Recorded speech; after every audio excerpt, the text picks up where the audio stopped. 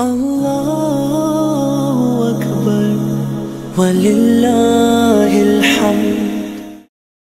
Kırgızстан'dan gelgen acılar boyunca kurmandыk soyuуда 2022 yıldan başlap bul kurmançılıkты толугу менен штаб alıp soyup kelet.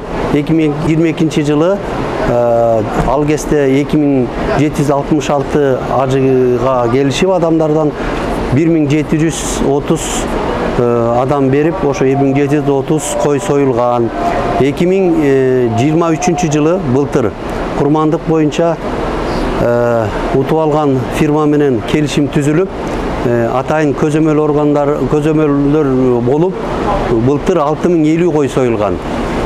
Быйыл 2024 жылы атайын межведомственный комиссия аркылуу 8 адам келип, ошонун ичинде муфтияттан, дин комиссиядан, күч структурадан жалпы 8 адам келип, 3 ай мурун конкурс уюштуруп, bir firma utup алган, Muassa Rayan Turkiye деген.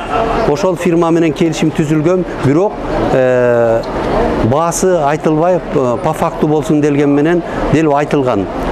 Жалпы ошол фирма келишимде 6000 тегерегинде кой союу, жанагы өзлөрүн сое турган жерге арендаларын көрсөтүү боюнча келишим түзүлүп кеткен.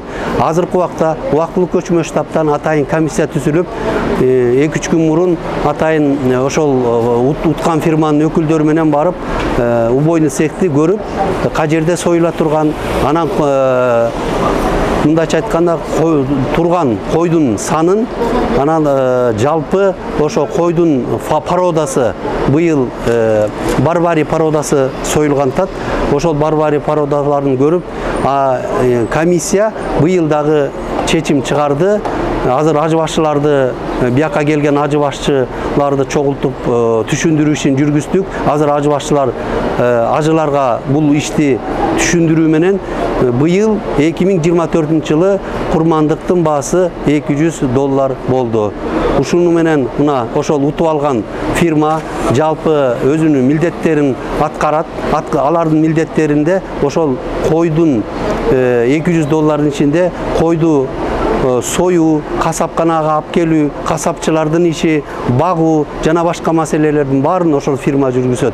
Биз айтылган сумманы $200 буюрса 3-4 күн ичинде чогултуп бергенге аракет кылып атабыз.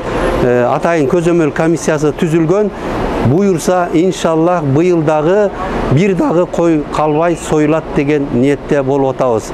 Дагы бир нерсе айта турган нерсе, ошол келген адамдардын аманатын, жолбосо келген бизге ишеним арткан адамдардын кой курмандыгын буюрса иншаллах аткарабыз деген ниеттебиз. Allahu Akbar Valillahil hamd.